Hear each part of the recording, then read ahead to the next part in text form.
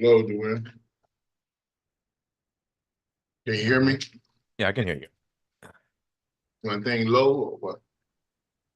I can hear you pretty good. You kind of low. Let me see. Oh, I'm kind of low. I got it. Okay, it was mine. I had to turn it off.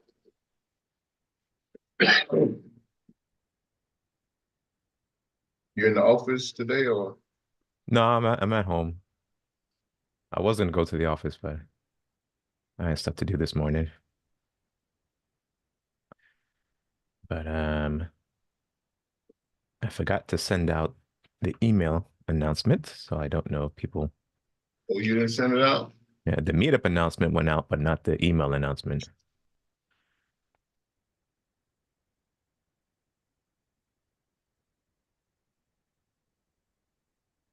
Oh, that's okay.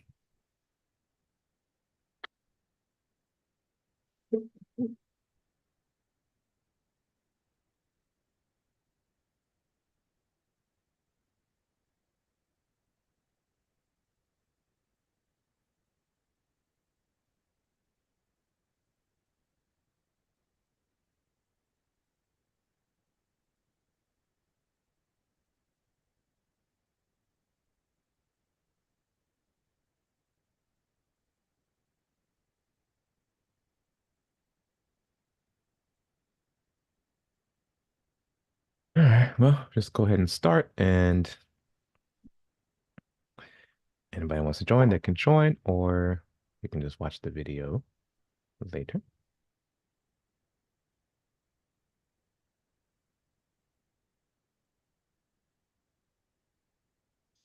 All right, so welcome everyone to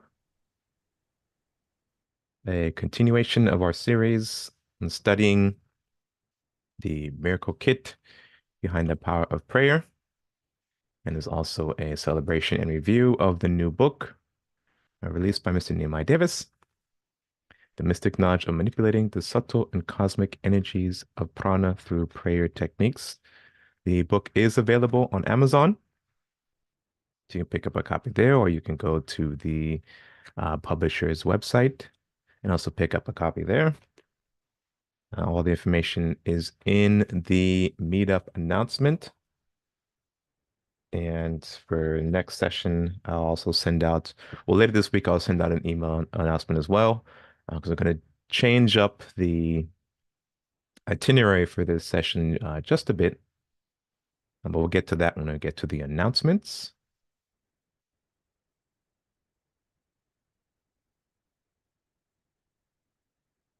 Right now, let's open up and begin today's session with reciting of the prayer for spiritual workers.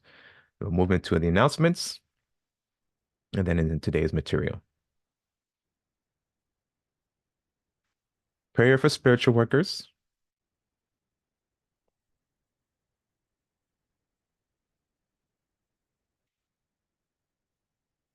Almighty God, I bless all those who, because of their limitations, would smite me.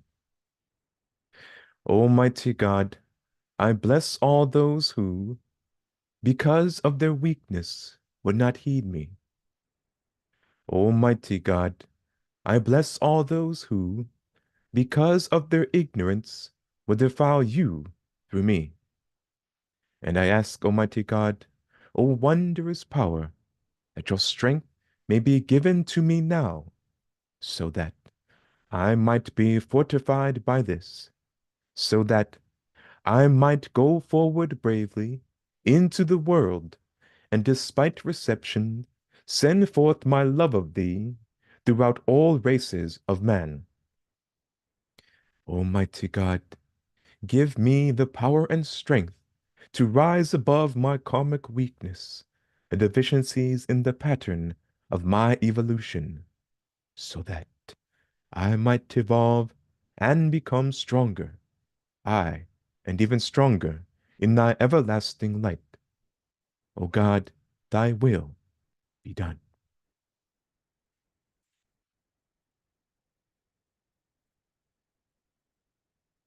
All right, welcome again, everyone, to our session or series, sorry, in studying the miracle kit behind the power of prayer, the mystic knowledge of manipulating the subtle and cosmic energies of prana through prayer techniques. Here's what the book looks like. Oh, well, Zoom doesn't like that, so I got to put it in front of myself. This is a copy of the book. You can pick it up on Amazon or also from the publisher's website. If you do pick up a physical copy, then you can send us an email request for a meetup and have, oh, this is not working. There, you can see it. The, sorry. We can request to have a meetup and have the author himself autograph the book. So if you'd like to have an autographed copy, you can send us an email. We can schedule a meetup and be more than happy to do that for you. A couple of announcements. The previous schedule for the course for this series was for us to read the first 3 chapters and then move into a study of the 2 examples of prayer, the New Lord's Prayer and the Prayer for Spiritual Workers. Prayer for Spiritual Workers, which we do at the beginning of the class, and the New Lord's Prayer, which we do at the end of class, albeit a slightly modified version of the New Lord's Prayer. We're still going to do that, but I got permission from the author to continue reading through the entire text. So that's what we're going to do. We're going to continue reading chapters 4 through 11. The only chapter we're not going to read is chapter 12, which is the personal, let me get it right here in the book. Personal stories of prayer results. I'll leave that chapter for you guys to read. And the way that I'm planning on doing the further readings of the chapters is do a review and Q&A session after every 2 chapters. So for example, we'll read chapters 4 and 5, and then we'll have a review and Q&A session after that to cover any questions or to go over the material that we covered in the preceding chapters. And then we'll move to chapters 6 and 7, then another review, and etc., etc. So that way it's not just a straight through reading, but we'll actually have time to study, digest, and ask any questions on the material covered in the book, as well as get any further insights on questions you may have on the material from the author himself. Now, chapter 9 is the chapter where the actual mystic prayer technique is not introduced, but gone over in detail and explained in detail. And what I've decided, or what I'd like to do is we'll skip reading that chapter in these sessions and we'll save it for an in-person mystic prayer workshop.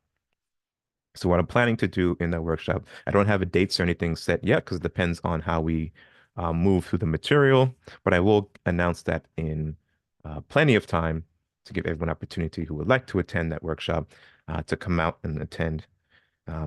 We may still broadcast it as well. It depends on how we work out the logistics of it or how many people wish to attend. But essentially, in that workshop, we'll read through chapter 9 as well, but then we'll also practice it and we'll practice different applications of the mystic prayer technique, including, prayer and radiating spiritual energy through the process of prayer. And in that session, we'll also use the New Lord's Prayer and the Prayer for Spiritual Workers to practice with. We may also run through a couple of times the 12 blessings, maybe not the entire 12 blessings, maybe the first 12 blessings, which goes up for Prayer for Spiritual Workers. And for those who work for peace, all the way up to those who heal. Those are the first 6 blessings. And then we'll look at additional applications of the mystic prayer technique in radiating energy while employing mantra japa. And then that's just generally sending the energy out to the devas or to a particular target. Then we'll also look at radiating spiritual energy through mantra japa and pushing that energy to a in-house target. And then having that particular person, we're sending it to maybe 3 or 4 of us will be reciting the mantra and with the prayer technique, pushing that energy to a particular individual. And then that individual will collect that energy and send it out, utilizing the same prayer technique, but with either the 12 blessings or another prayer. So similar to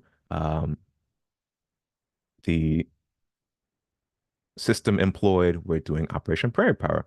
You have a mantra team that's utilizing the prayer mudra technique.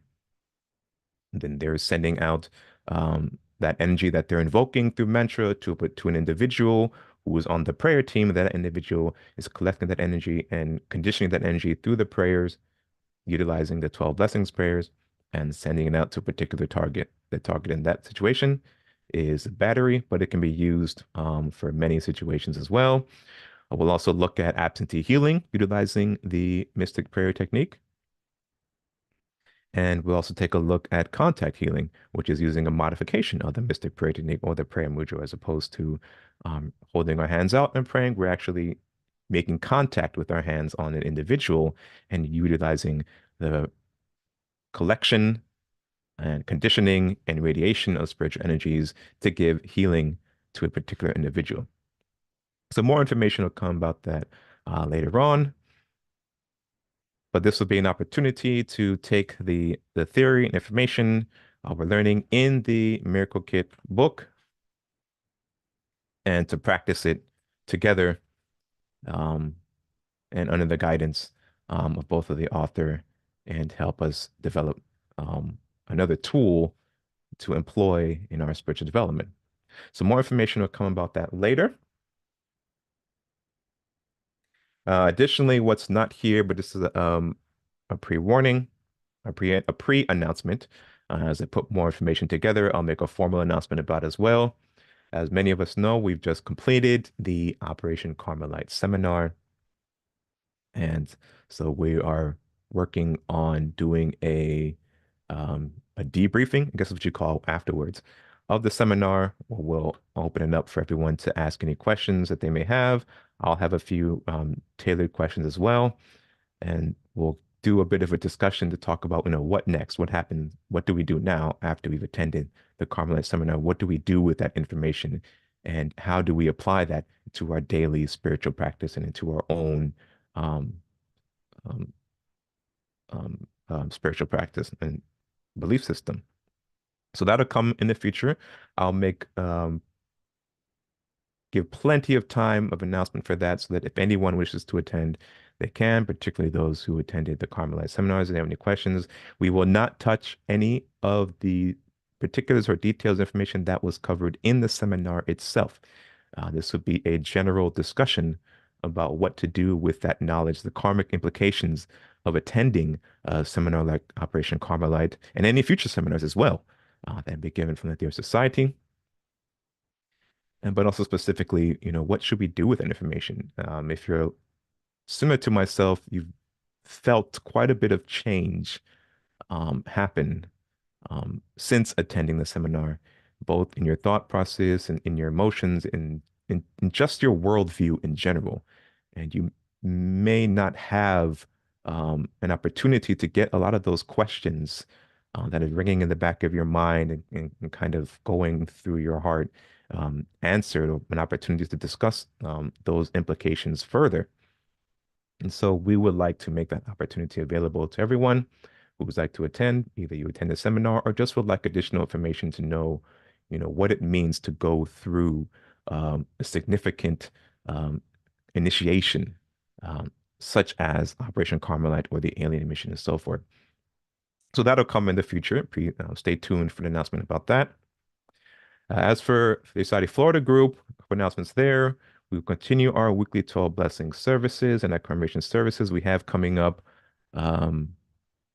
tomorrow, right? August 5th. The final hour, I believe, of the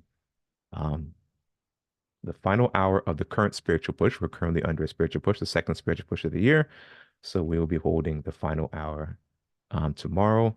There are also regular emergency 12 blessing services that have been going on every single day for the past week that this headquarters has been hosting. You're welcome to attend those online. They're no more than 30 minutes. I think they're about 15 to 20 minutes of just running through the 12 blessings every single day.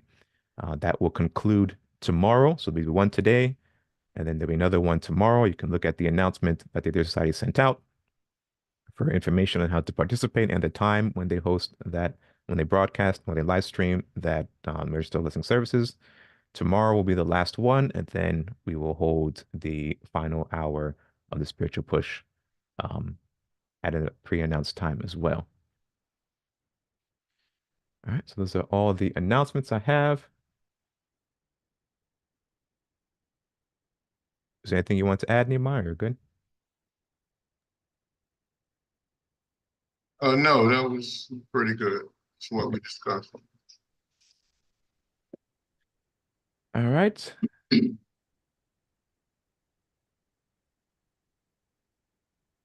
So today, let's go into, we'll continue with reviewing the text, the Miracle Kit of Prayer. So we covered the first 3 chapters. Actually, let me go to the detailed contents. In previous sessions, in those first 3 chapters, we looked at, in chapter 1, we introduced the mystic prayer, mystic techniques of the prayer. We talked about using the pranas, the receiving and transmitting instrument. We gave a brief discussion on why prayer and the understanding behind prayer, as well as we talked about the power of prayer. And we looked at how this mystic prayer techniques produces clairvoyant vision. In chapter 2, we looked at the ancient mystic knowledge of prayer has been employed in modern times. We looked at the mystic power behind prayer, and we looked at the intellectual mental perception as a tool used for helping to control imagination and visualization. We looked at visualization as the pathway for the energy, with this includes invocation. We also looked at a couple of controlled breathing techniques and how that helps us in the prayer technique. And we looked at the directed and controlled emotions in the expression of speech, i.e. mantra sastra. And we also looked at how the controlled body movements in prayer through mudra yoga. So these are all the tools and components that go into the elements of intellectual mental perception, controlled imagination, and visualization, and then also the mudra technique for the prayer practice. The next, in chapter 3, we went into more detail about the 8 components, or we introduced actually the 8 components of the Miracle Prayer Kit and talked more in detail about that. Specifically, we looked at the different components, the Jnana Yoga component, the Bhakti Yoga component, the Raja Yoga component, pranayama component, and the mudra yoga components of the prayer technique. We also went into the invocation aspect, which is part of projecting psychic and mental energies into the physical realms. And then we finished up our discussion talking about the karmic yogic component, which is the power of uniting yourself with actions.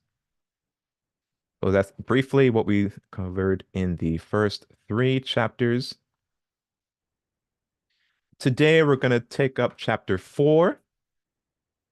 And depending on how much time we have, see, we may either get into chapter 5 or leave chapter 5 for the next session. But in chapter 4, talking about the pranas being manipulated by the prayer miracle kit. We'll look at the various levels of prana, i.e. the cosmic level of Shakti or prana. We'll look at the solar level of Shakti and prana, and then we'll look at the terrestrial level, and we'll bring it down to the human level. And from at the human level, once we do a study of that, we'll conclude our study of the pranas. And that'll take us into chapter 5, understanding man's subtle makeup.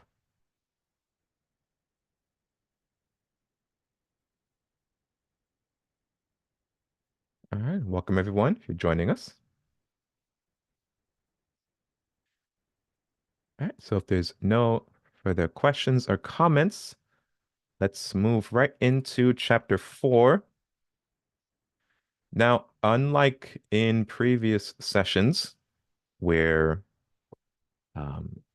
they had previews of the chapters. There is no preview of, I think, beyond chapter 3 on the Google Books site and on the Amazon listing for the text. So by this point, hopefully you have picked up a copy of the book and then you can read along with us. Or even at a later time, you can still pick up a copy of the book that you can read and study on your own and then come back either during the review sessions that we'll hold after every 2 chapters. So after chapter 5, we'll hold a review session to cover the material that was in chapters 4 and 5. And you can post any of the questions or comments you have then, or you can send us an email and we'll hold any questions pertaining to the material for subsequent review session or anytime during the current readings as we go along. If you have any questions or comments, you can post them in the chat and I'll be glad to answer those for you.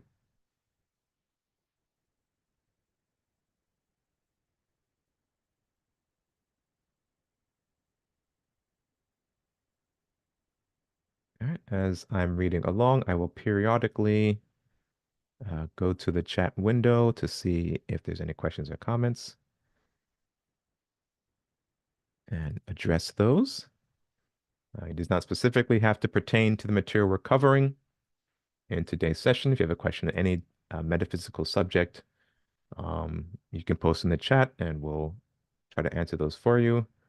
But as a practice of concentration, let's try to keep our questions centered around the material that's being covered.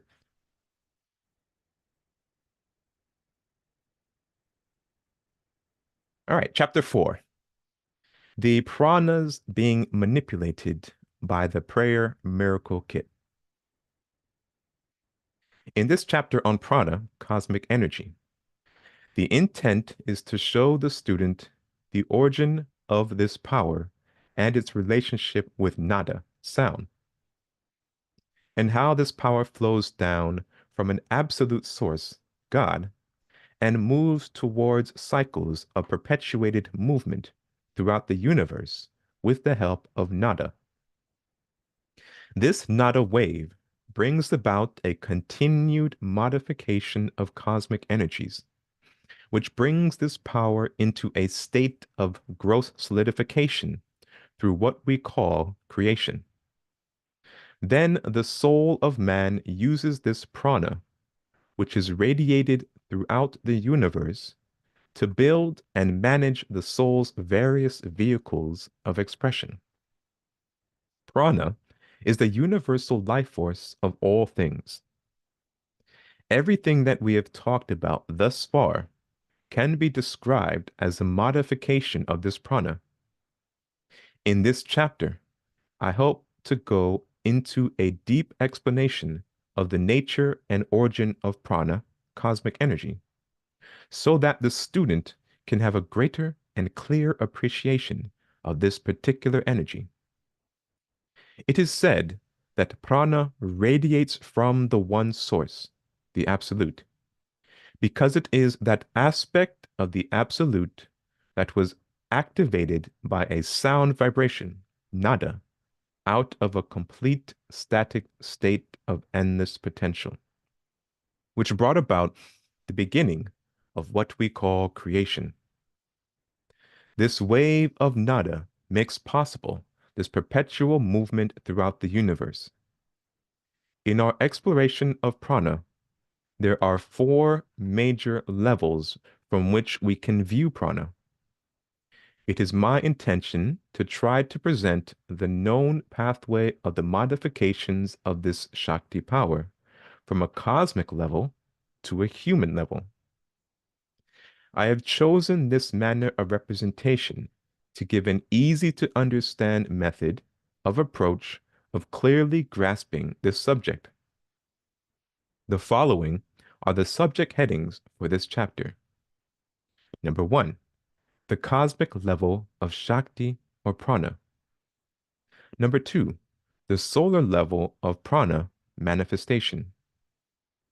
Number 3, the terrestrial level of prana. And number 4, the humanoid level of prana. The following diagram lays out the above outlined 4 headings.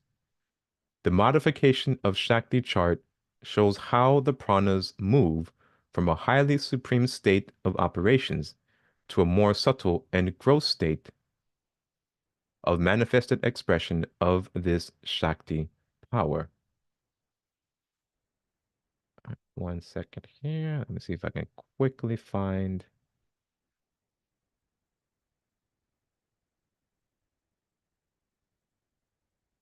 this modification of Shakti.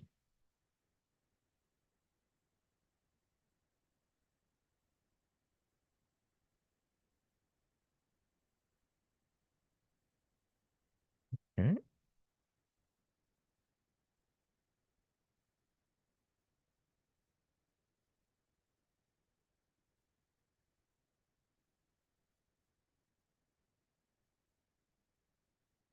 And no, my search is not working, of course. All right. Oh, never mind. We'll come back to that.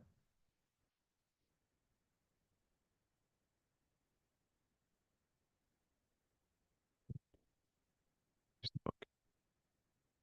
Okay.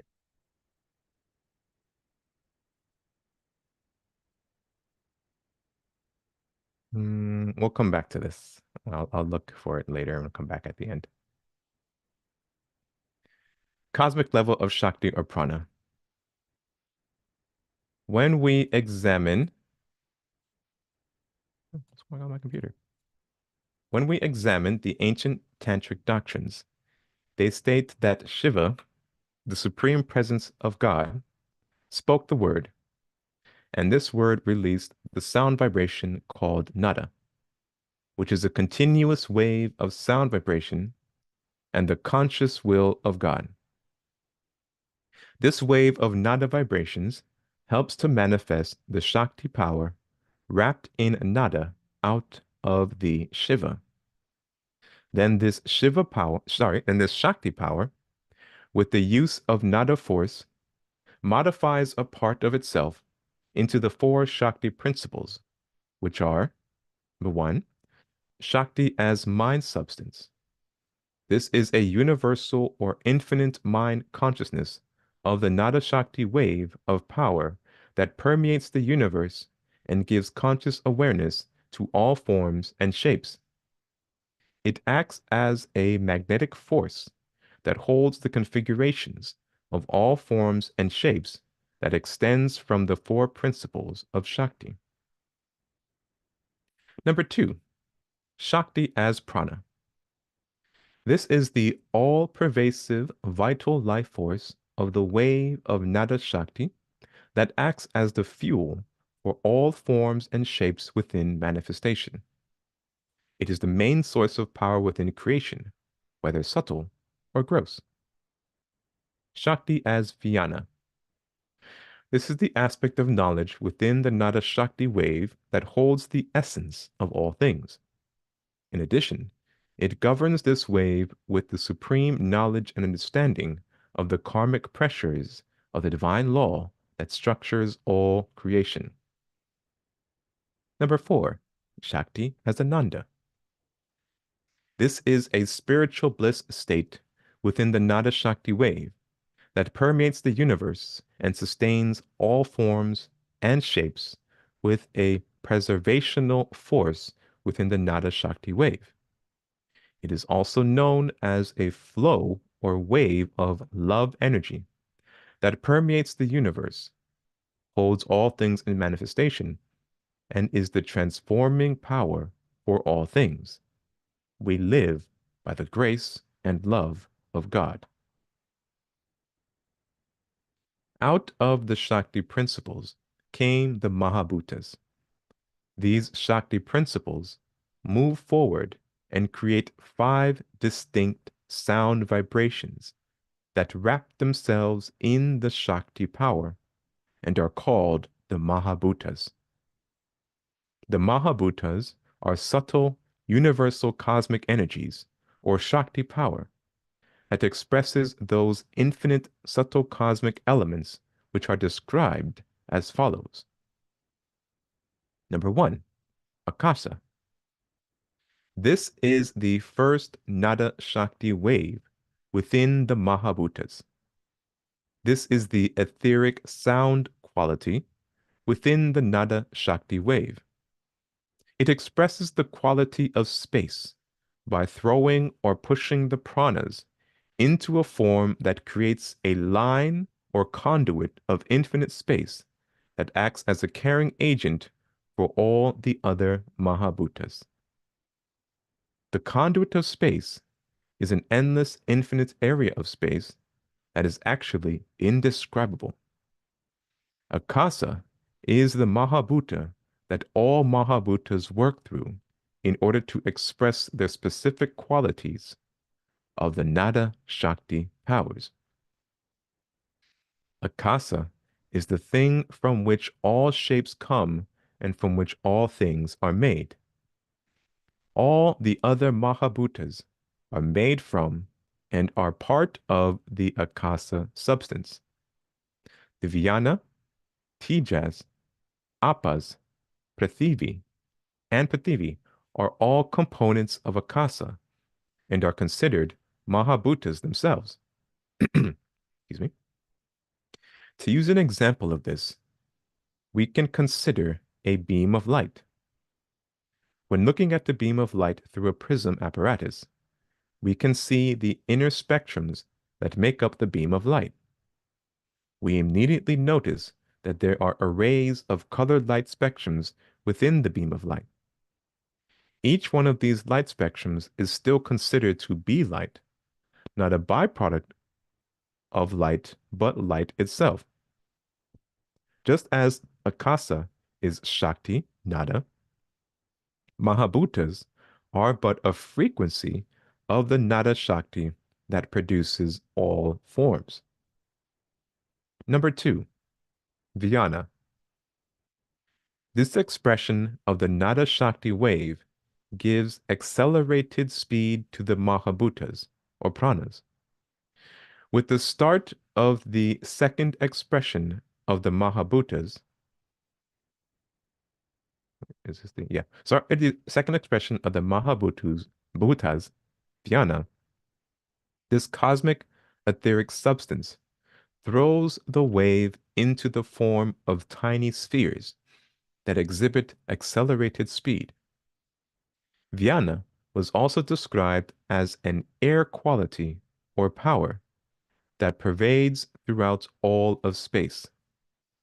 It seeks to fill all vacuums. Because of this exhibited power, it is said to also express the power of touch. This locomotion speed modified the Nada Shakti wave to express another component or quality of the wave that expresses itself as fire and color, which brings forward the next Mahabhutas.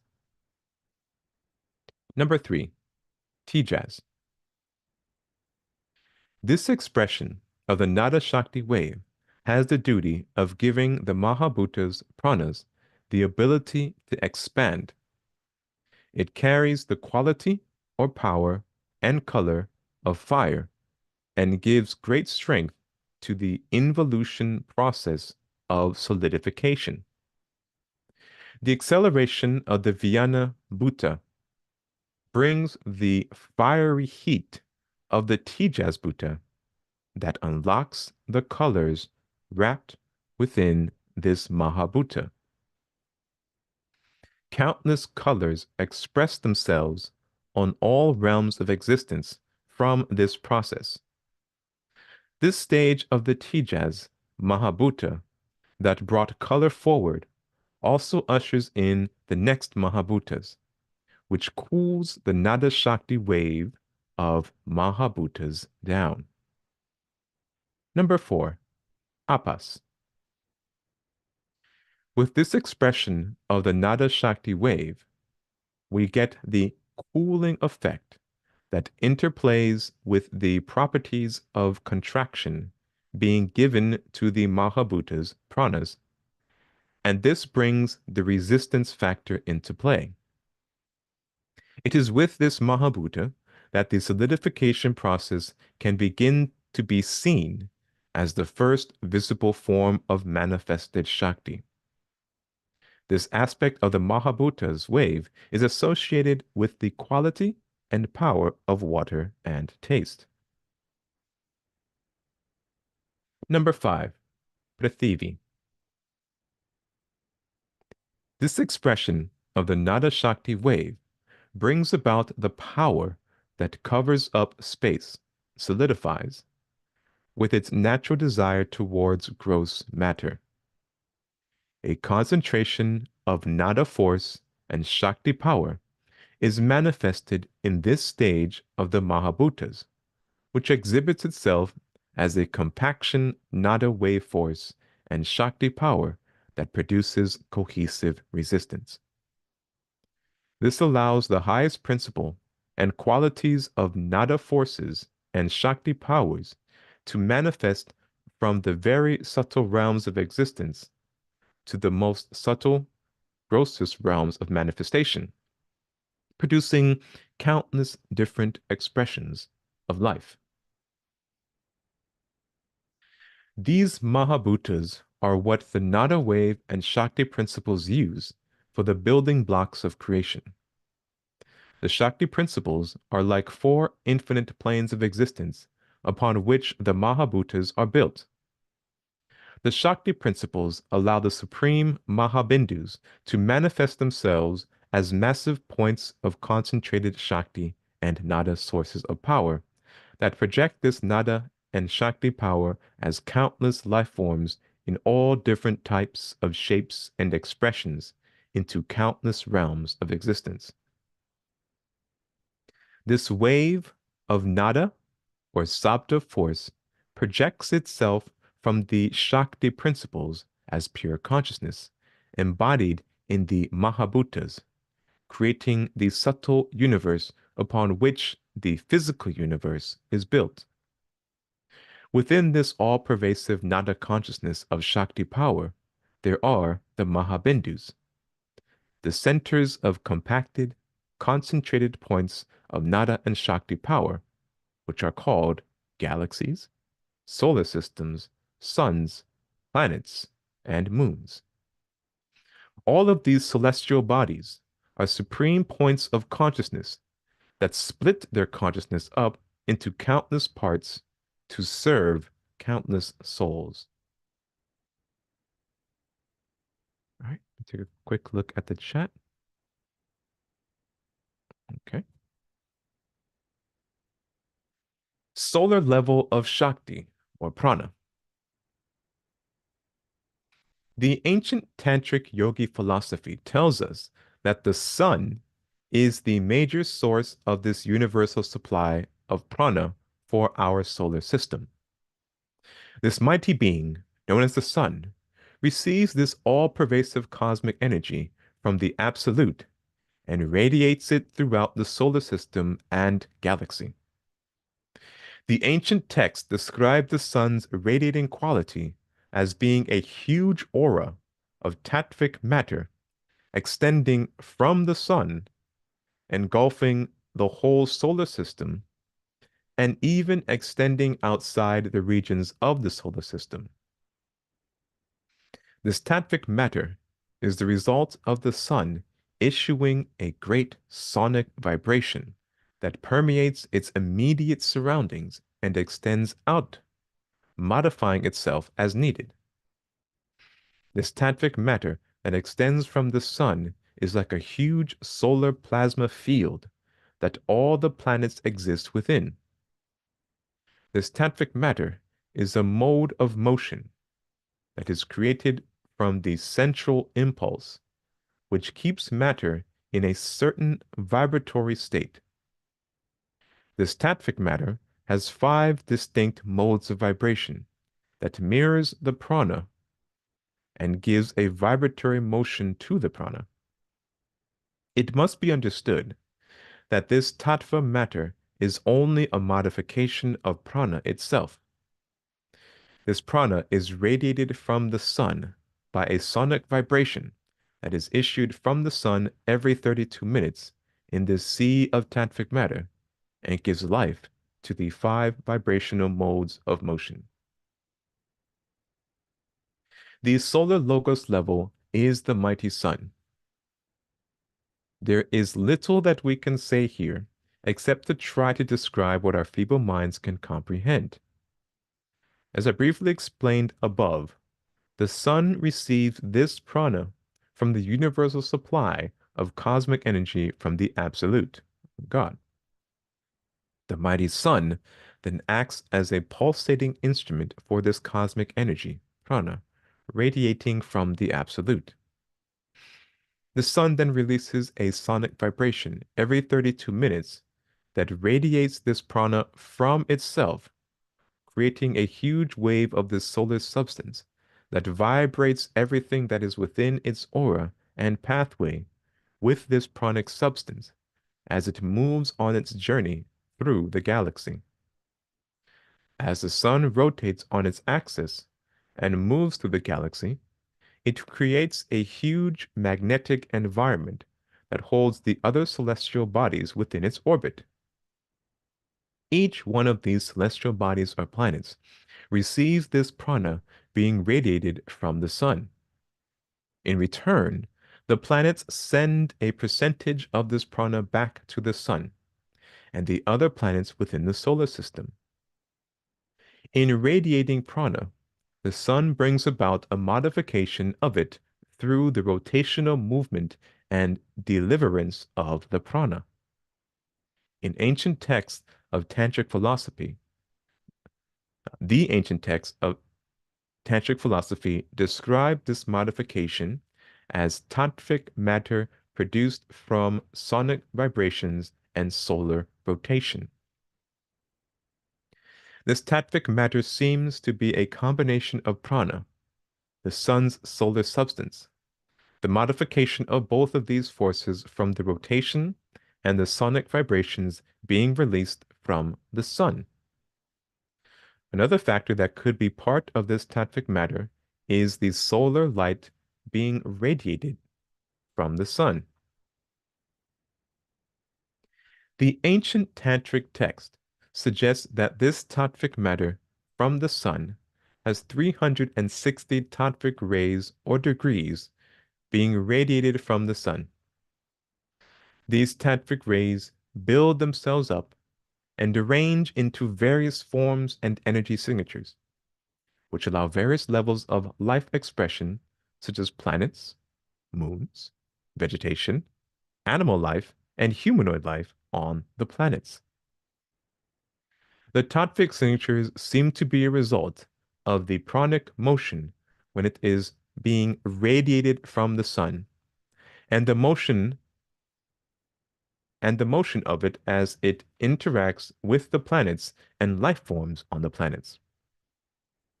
The tantric signatures seem to be affected by the lifespan of these pranic signatures.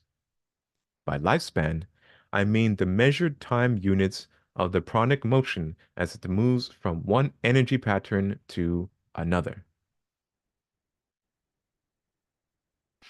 There are 5 major motions that continuously repeat and create a perpetual motion that has long-term effects on the manifested energy patterns or energy signatures that are radiated from the sun and live in the sea of tantric matter or solar plasma that surround the sun. This solar plasma responds to the following rotation patterns and movements. Number 1. One is the constant rotational motion of the sun as it radiates the prana or cosmic energy towards the Mother Earth and other planets. Number 2.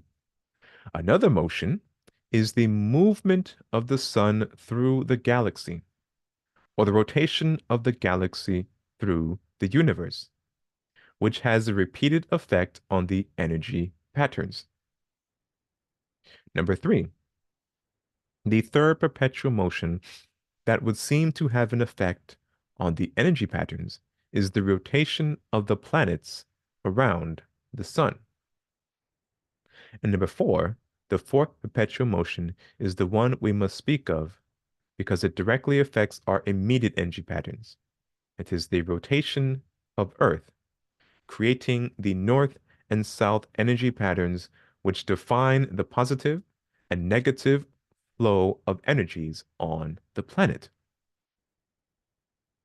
And number five, the fifth perpetual motion that affects the energy patterns of the life forms here on Earth is the rotation of the moon as it orbits the Earth. These energy patterns dictate the high influence all other energy patterns within the sea of the solar tattvic matter, solar plasma field, which includes the directional flow of this cosmic energy. In addition, the sea of solar tattvic matter that radiates from the sun influences the general natural quality of this cosmic energy. In order to truly understand this subject, we must realize that the sun's presence extends far beyond its physical manifestation. This solar logos, the sun, has a physical manifestation, and its subtler physical manifestation extends hundreds of millions of miles from the sun's physical manifestation. All the planets orbiting around the sun exist within this subtler physical manifestation, which is the solar plasma field of the sun, or in Sanskrit terms, the solar tattvic matter of the sun. Now, each one of the planets has its own tattvic signature patterns and expresses these tattvic patterns according to its position within the sea of the solar tattvic matter. What do I mean by this? Each planet has its own cosmic energy configuration, which is based on where the sun gave birth to that planet, or the position that the planet took within the sea of the solar tattvic matter upon its incarnation, and the orbital journey it takes around the sun during its incarnation as the sun makes its journey around the galaxy's central sun, or rotational pattern it takes around the central sun. The rotational configuration of each planet within the solar system produces particular qualities that create hundreds of energy patterns that place certain pressures on the life forms within this sea of solar tattvic matter to define the tattvic limitations that make up their physical and subtler manifestation. Excuse me. The physical scientists would call this prana and tattvic matter subatomic particles if they were able to recognize its existence, because of the tremendous subtle power demonstrated by these mighty forces. The tattvic strings of matter seem to have intelligent signature patterns that give and maintain life to various energy forms. The book Serpent Power, written in 1919 by Sir Arthur Avalon, or Sir John Woodworth, describes these tattvic strings of matter as 360 tattvic rays that link themselves within the etheric body of man through the chakra system. It describes the 360 tattvic rays as separated into three unequal groups, and each group as two unequal parts that are embedded in the chakras. The three groups of tattvic rays are governed by the vibrational modes of motion brought about by the earth, fire, sun, and the moon. Each one of these groups has two unequal groups of tattvic rays that embed itself in the chakras. The earth, or fire, tattvic rays embed its rays in the base of the spine chakra and the sex chakra. The sun tattvic rays embed its rays in the solar plexus chakra and the heart chakra. The moon tattvic rays embed its rays in the throat chakra and the Christ chakra. These strings of tattvic vibrational signatures assist in slowing down the cosmic energy prana within the chakras to allow various denser degrees of manifested energy patterns or forms that the soul can use as tools of self-expression.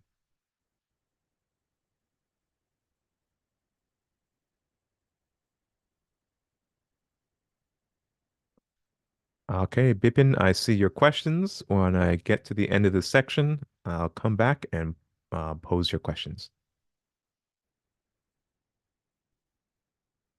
Sir Arthur Avalon also described the chakras as the points of consciousness of I, the soul, which is the self-expression of the spirit, and the I am, the spirit, the divine spark of the absolute or God. This is described as the bindu of the chakra, the point of the all-knowledge space, or the door to the soul, and the link to the spirit, the all in all, the absolute. The serpent power goes on to explain that the 360 tattvic rays also have a devic presence with each ray. This diva assists in manipulating the tattvic rays that are embedded in the chakras. The energy that the devas use in order to manipulate the tattvic rays within these chakras are the cosmic energies that have been conditioned by the mind substance radiating from the chakras of the manifested life form in question. The thought forms and actions of each individual create a karmic signature, which expresses those energy patterns responsible for placing the appropriate limitations on its manifested portion of life. Devas are loyal servants of the lords of karma. The devas have been mistaken as angelic beings, but they are a race of beings whose sole purpose is to strictly work within the laws of karma by manipulating the energies brought about by the thought and actions of mankind and all other life. The Devic kingdom takes the energies that have been conditioned by the thoughts and actions of mankind and manipulates these energies in order to create and maintain the environment that we live in, strictly according to the laws of karma. Prana is a Sanskrit word that means absolute energy. Prana is the universal principle of energy or force. Therefore, all energy is derived from it. Prana is exhibited in all living things and in so-called non-living things, i.e. organic or inorganic. We are told in the ancient Eastern teachings of yogic philosophy that prana radiates from a universal supply, absolute or God, throughout the universe, galaxies, and through the central sun of each galaxy. Then down to the solar logos, the suns of each solar system, and then out to the celestial bodies or planets such as the Mother Earth. Within these all-pervasive pranas or cosmic energies that radiate from the absolute God are the expressed five modifications of cosmic energies, which are known as the five major pranas, in Sanskrit terms, Mahabhutas. The outpouring of these Mahabhutas from the absolute starts the involution process by subdividing them into these five Mahabhutas. And let me see if I actually,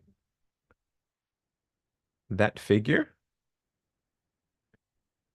is in other handouts. It's also, I believe, on the cover of the Ancient Language of the Soul book, the Mantra book, the first book published by Mr. Nehemiah Davis. I'll come back to a detailed color picture of that one later. These five major modes of motion within prana, Mahabhutas, can be described as the essential impulse, which keep matter in a certain vibratory state. The mighty sun, being the central impulse for our solar system, sustains all life in the solar system by radiating the pranas through it from the absolute. Each prana has a certain quality and is vibrated from the mighty sun every 32 minutes. The sun releases the great holy word, the great and holy sacred word, the AUM. This word is the creative sound of the solar system.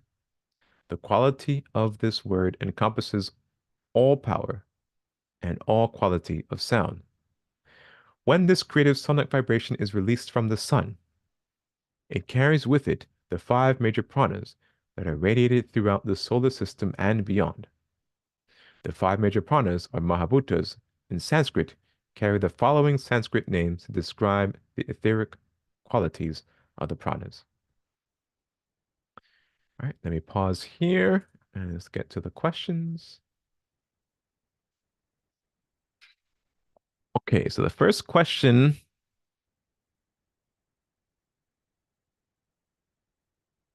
is how to reach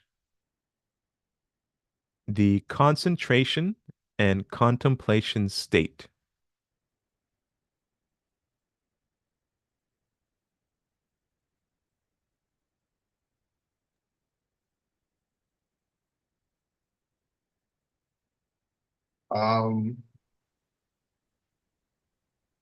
Concentration and contemplation it's part of Raja Yoga practice, or the 8 limbs of yoga. Concentration is focusing the mind down one channel of thought in order to grasp everything about that particular object or subject. And you concentrate on that to the point where your concentration becomes so intense that that's the only thing that you are thinking about, or you are focused on. Your whole body all the energy of the body began to react to that. When you can do this for a long period of time, you'll notice that your concentration takes on a magnetic quality of collecting the information. And when that happened, then you will notice that you begin to pick up the subtle vibrations of that particular subject or object that you're concentrating on. And that leads you into contemplation. The concentration at that point turns into contemplation. And with that, it merges the physical senses with the astral senses. The astral senses are always there with you, but on the physical plane, it reacts as a emotional or sensational type sense. And therefore, it's in constant modification. But when you learn to control your mind in the first levels of the limbs of yoga, it talks about yama, which is control your thoughts and actions. You do this through the help of concentration when you begin to daily practice concentrating on a particular subject or object morning, at least 3 times a day. And every morning, every evening or night, you take time out to practice this technique of concentrating. Once you do that, you begin to merge your physical sight with your astral sight, your physical hearing with your astral hearing.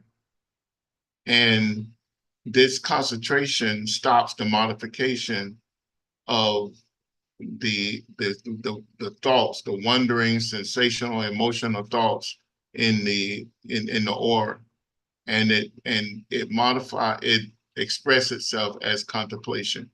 When you then you begin to contemplate, when you can reach that state of contemplation on a regular basis, that is considered psychic abilities. When you can merge these senses, and then you have to practice that on continuously, because it will not stay with you.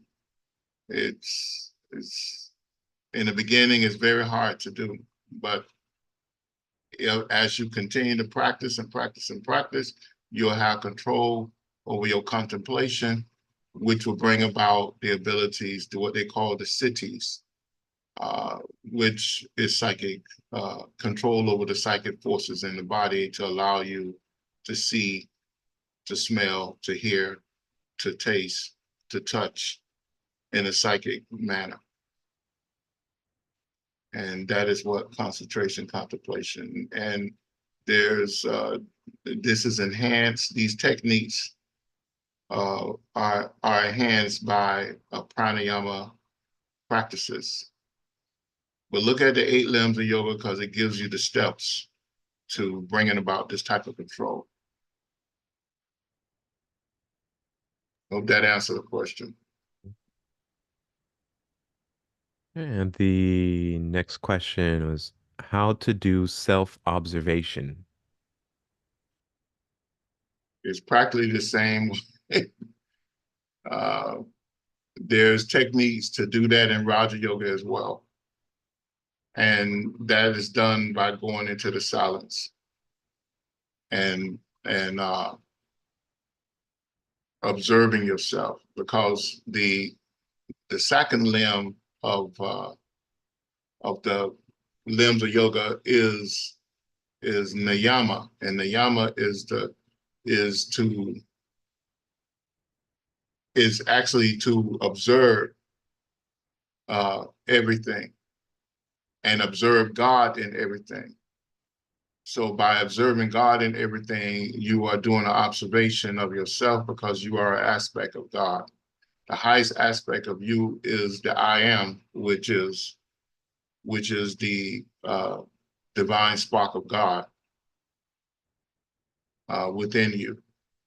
So there's techniques inside of Raja Yoga that helps you to become the observer of yourself and the world, because you are a part of the one life in the universe, and that one life is the absolute.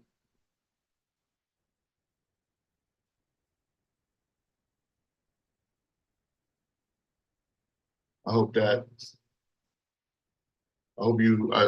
answered the question.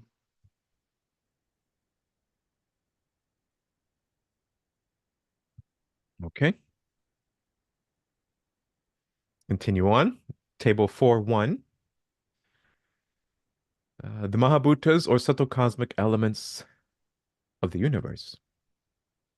Right, on the left-hand side, we have the 5 Mahabhutas.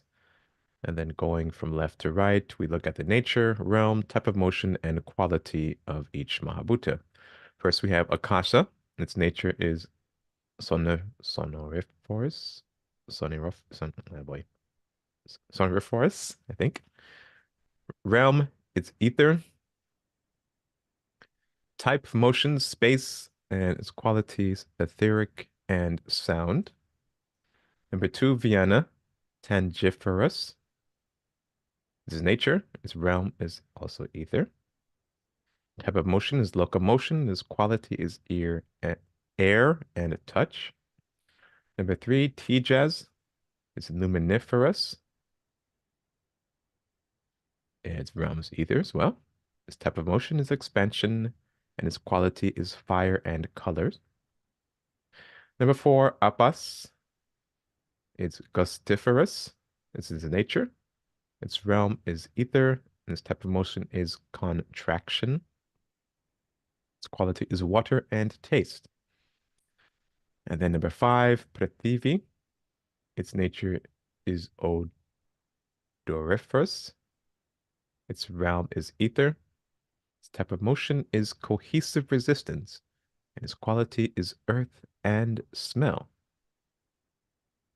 This information was here above was gathered from the book Nature Finer Forces by Rama Prasad. Each one of these pranas and its many sub-aspects raised within it have a diva connected to it. These pranas are defined as the fire rays, the sun rays, and moon rays. These rays assist in the involutionary process from cosmic ether to subtler etheric matter to gross matter. Ancient translated doctrines on this subject describe them as the 360 diva rays that manipulate the rays through the manas, a mental substance that is being influenced by the thoughts and actions of man. In respect, in respect to the diva rays and their assistance in the involution and evolution process of man, of man's human body, refer to the Serpent Power by Arthur Avalon. Table 4.2. The petals, tattvas, sensitive matter, and granthi knots. First, we have the base of the spine chakra, or the Muladhara chakra. Contains 4 petals. Its name of its tattva is Bhuta. Its quality, sensitive matter quality, is the earth. It has 56 rays. Its group name and reflective quality is fire. Its conversion point is the Rudra Granthi. Next, we have the sex center, or the Svadhisthana chakra, with 6 petals. Its tattva is Agni. Sensitive matter quality is fire. 62 tattvic rays, and its group name or reflective quality is Agni Kanda, and it also belongs to the Rudra Granthi.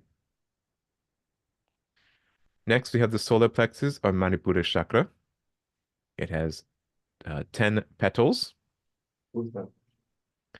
Its tattva is Apas, and its sensitive matter quality is water. Has 52 rays, and its reflective quality is the sun, and it belongs to the Vishnu Granthi.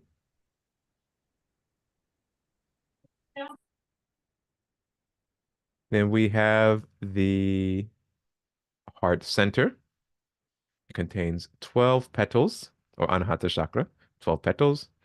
Its tattva is Vayu, Vyana. Its matter quality is air. Its tattva has rays, 54. Its reflective quality or group name is Surya, and its conversion point is also the Vishnu Granthi. Then we have the throat center of Vishuddha chakra, as 62 petals or letters. Its tattva is Akasa. Its quality is ether. That's better. Quality is ether, and it has 72 tattvic rays. Its reflective quality and group name is moon, and it belongs to the Brahma Granthi conversion point. And then we come to the Christ center, the Ajna chakra. It has 2 petals. Its tattva is manas. Its matter quality is mind. 64 tattvic rays, and its reflective quality, a group name, is Chandra. And it too belongs to the conversion point of the Brahma Granthi.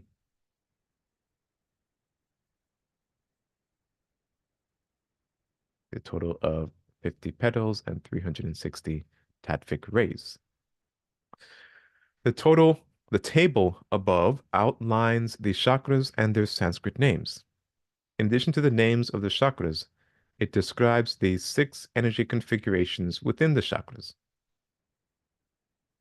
Each one of the following energy configurations within the chakras serves to slow down the pranas by solidifying it. The energy configuration is the chakra petals, sonic vibrations.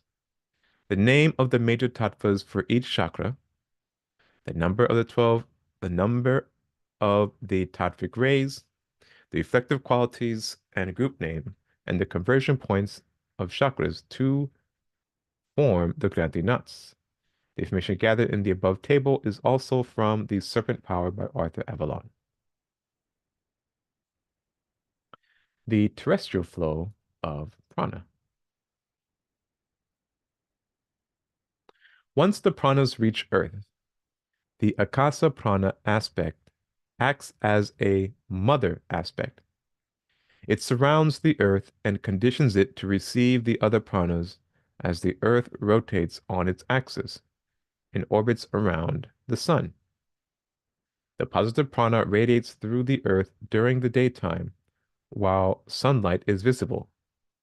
During the nighttime, the sunlight is reflected from the moon and other planets, creating the negative reflective aspect of the prana. Positive prana travels from north to south and east to west through Earth and its surface. The negative prana travels south to north and west to east through the Earth and its surface. The rotational flow of energy that the Earth receives from the Sun helps to create the existing realms of Earth, both subtle and physical, and from this all life on Earth was able to form. The prana develops two centers of action of gross matter that assist the soul in forming the human body. The centers of action in the gross matter gather around the northern and southern centers. The northern center develops into the brain and the southern into the heart. The point at which positive and negative pranic radiations converge, or from which they appear to diverge, is the central line. The central lines are the positive prana, which travels in a right direction, and in negative pranas, which travels in a left direction. Traveling together, they create the neutral central flow of prana called Sushumna. This is a good place to mention that in several of the ancient tantric texts translated in the last 100 plus years, the heart region is described as the original base vortex center, or chakra. This means that the heart chakra represented the original plane or realm of existence from which mankind lived and worked. Now let me explain the subject a little further. The flow of prana or cosmic energies on the surface and inner core of Earth actually describe the realms of existence. Each concentration of prana produced from the Mahabindus manipulates the Nada Shakti energies, initiative propelled by subtle sound, that are radiated from the sun, creating the various realms of existence.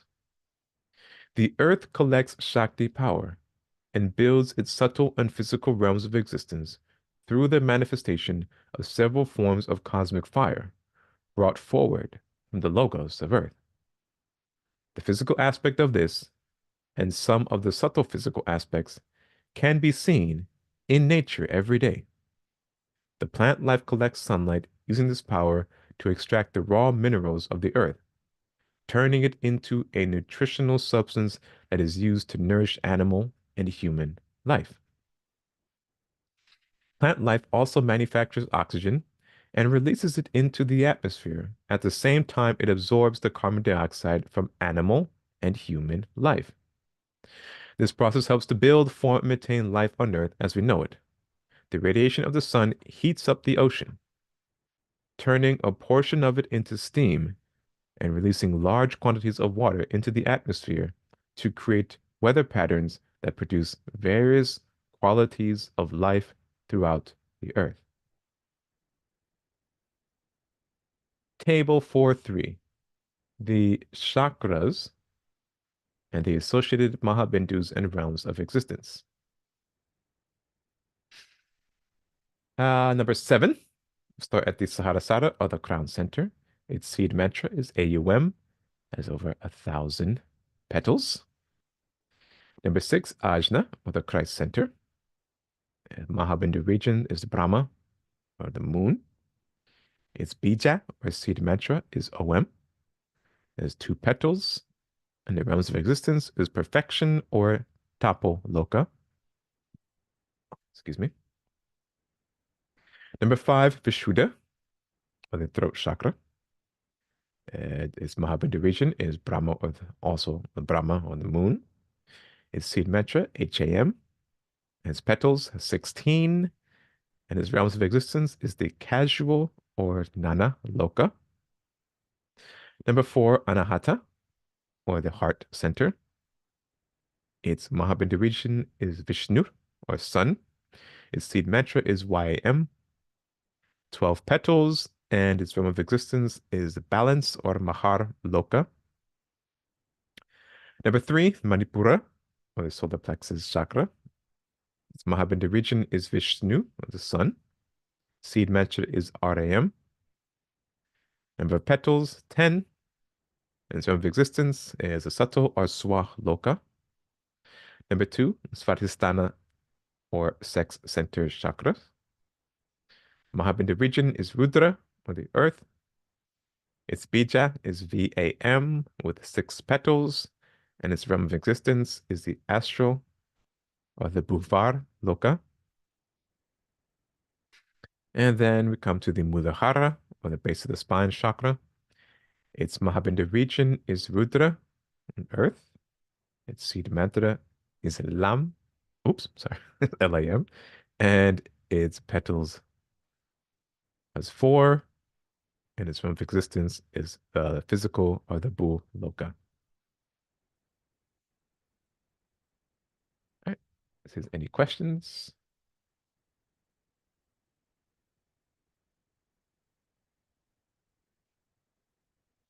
All right, there's a question here.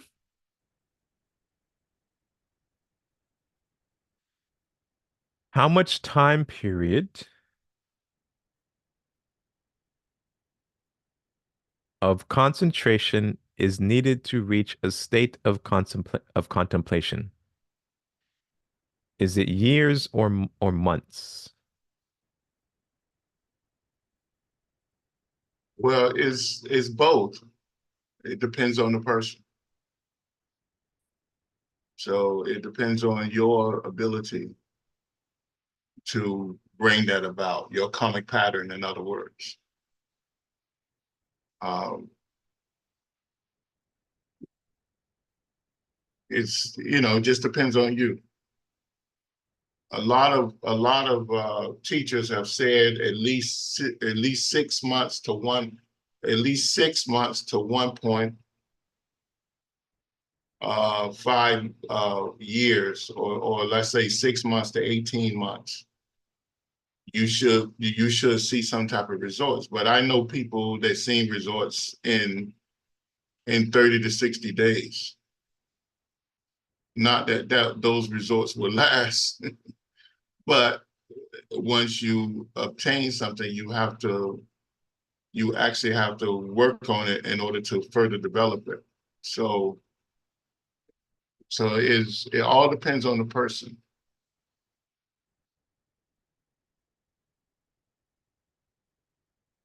And understand that psychic ability is really an obstacle to gaining spiritual development. So, so when you get it, we are instructed to use it in order to learn and understand things, and then replace it with wisdom.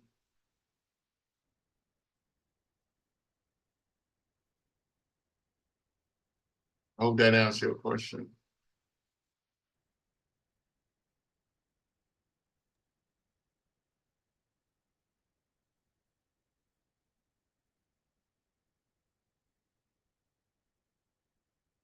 Okay.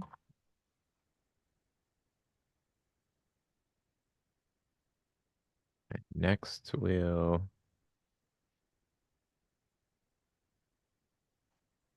get into the human flow. I just lost my place.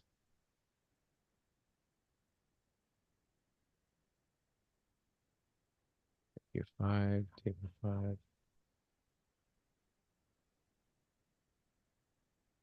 I'm just seeing how long this section is.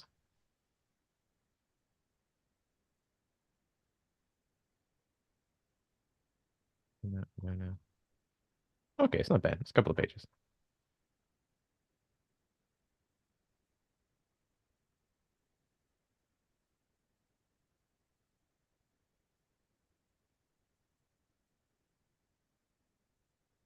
Actually,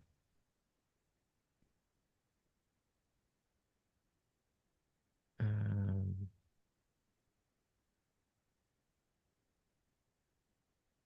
That's the last section in the yeah, in this chapter, it's about 4 or 5 pages. I'm wondering if I should save it for next time. Mm, One, table, 2, 3, 4, 5, 6, 7,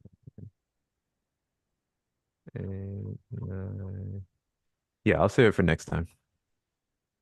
So we'll pick up at the human flow for next time.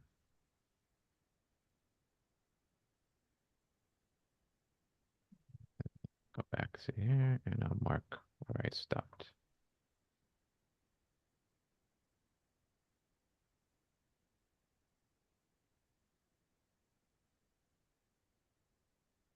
Okay. All right. So next session, we'll pick up at the human flow of prana. And then we'll also start chapter 5. Well, let me see how long is chapter 5. Let me go to the table of contents.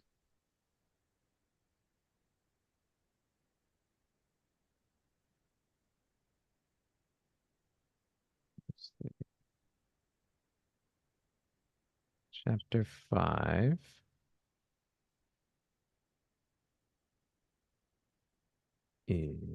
starts at page 94.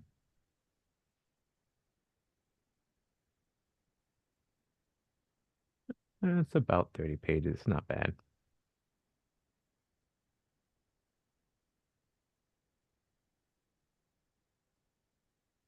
Right, so we'll probably break up chapter 5 as well. And then after we've finished chapter 5, we'll do a review session of 4 and 5, and I will also make a note to get the um, illustrations that were presented in chapter 4 and also go through chapter 5 and have those queued up so that when we're reading through the material, we'll have a clearer, more detailed and a color version of the illustrations used in the text. I may also have um, up-to-date ones as well, because in chapter 4, it looked at the flow of modification of Shakti.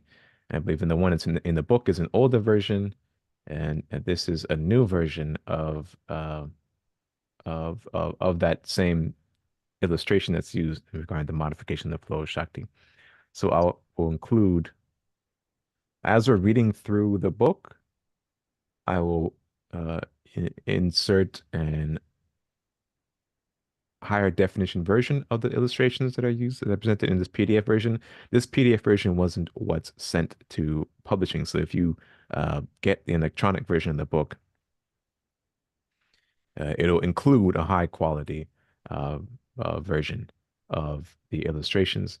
The PDF version I'm reading from is what the publisher sent us as of kind of a final draft or published copy of what will go to what was sent to publishing. So in the reviews, after each couple of chapters, I'll use the same illustrations and tables that are used in the chapter, but then also use updated ones if they're available of the same illustrations that are presented in the book.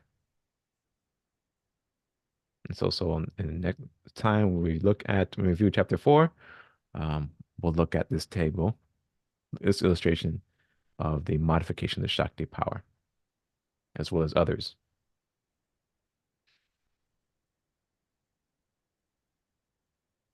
Is there, if there any, are there any final questions or comments before we close out today's session? Let me see.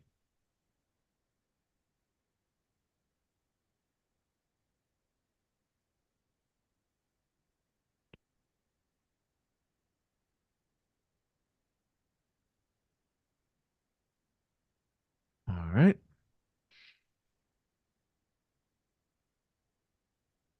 So you see how I wrote that about the energy flow?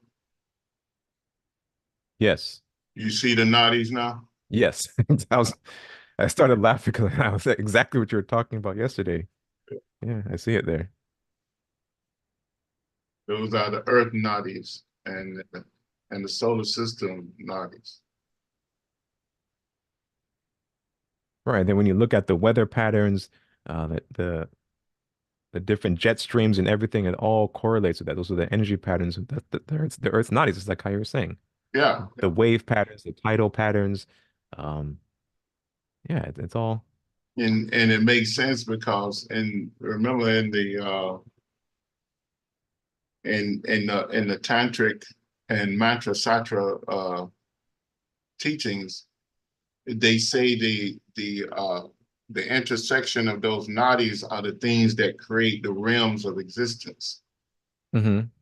See, so it creates consciousness. So all the different levels of uh, of atmosphere allows plant life to grow, Hmm. allows animal life, insect life, and human life. So you see, I mean, you can see the physical manifestation of the intersection of the nadis that creates consciousness, that creates realms of consciousness that allow life to exist. Hmm. Hmm. It's the same thing happening within the chakra system, because they say when the Ida nadis intersect with the Pingala nadis, consciousness is formed, Hmm. and that consciousness is a realm of existence. So outside of us, the earth is doing the same thing, allowing different levels of consciousness or realms of existence to Hmm. exist by creating the proper atmosphere to allow the preservation of that life form. Right. And you So, see that in throughout the environment when you have different, you have like light and water combined, you have certain life forms, you have water and other types of energy combined. All these different combinations of energies allow certain different life forms to express themselves throughout the various environments or geographic places throughout the earth. Very interesting. temperature, whether it's cold, wet, or Hmm. or dry, that realm of life form, that consciousness is formed. So it's crazy that the physical scientists try to dismiss uh, some of these teachings, and but yet they go back and use it in order to describe what they're doing. You know, Right. Hmm. is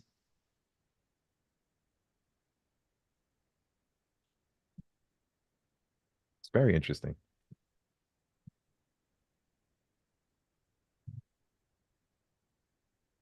If there's no other questions or comments, let's go ahead and recite the New Lord's Prayer and close out today's session. And get this all on the screen.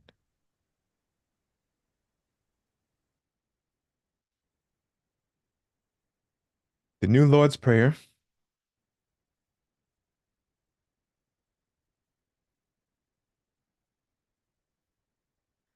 O divine and wondrous Spirit, O everlasting Lord of hosts, send forth now through me thy great and lasting power. Allow me, Almighty God, the lasting privilege of radiating to all the world thy great love, so that those who suffer may be given the power and energy to rise above their weaknesses. Almighty God, in great humility do I ask you to send forth your power, to give to me this great lasting privilege of being a channel, so that my suffering brothers may be helped and guided and healed and lifted into thy light, so that they who know not may look up, and in doing so receive to their higher selves your divine counsel. Almighty God, this day have you granted me a divine privilege. I ask you now to give to me the strength, so that never again will I turn from my inner vision of you. O great peace, great peace, great peace. In praise of your greatness, O God, doth my soul sing. Grant it energy to sing on forever and forever.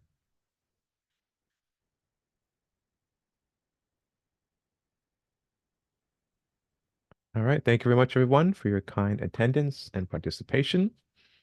Just as a reminder, tomorrow, Monday, August 5th. Wait, let me look at the calendar just to make sure I'm saying the right thing. But I believe that is the last hour of the spiritual push. Let me give you the time.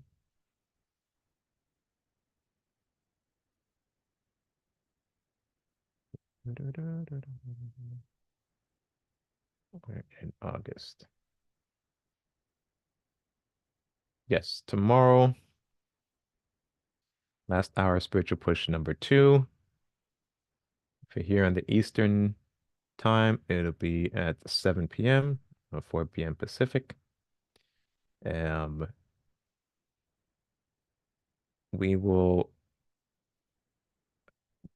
join in with headquarters. I believe it may be either Los Angeles or it may either be in London. But we'll also um, have our Zoom going as well. I'll start that at around 6:45. And so everybody can join in if you want to join in with us, or you can join in with respective headquarters. A link should have been sent out in their email announcements for the last hour of the spiritual push. And thank you for your attendance, and we'll see you next time. Next Sunday, I'll be traveling out of town. So the following Sunday, we'll pick up and continue with finish up chapter 4 and start chapter 5. So Sunday the 18th will be our next session. All right. Thank you. Have a wonderful week. Take care.